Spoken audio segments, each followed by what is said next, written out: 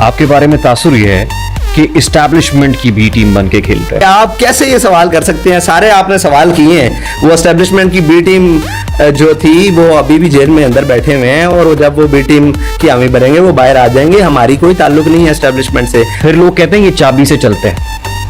Sir चाबी से तो बाजवा साहब वो चल रहे थे, जो गोद में बैठे हुए थे, कह रहे थे नैब हमें ये कहती है, पीछे बाजवा बैठा हुआ था। क्या करते हैं आप बात?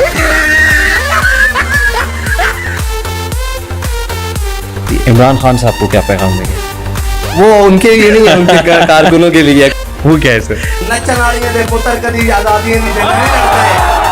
मेरे इस पॉडकास्ट की मेहमान शख्सियत से वक्त लेने में कमोबेश 2 से 3 साल का अरसा लगा।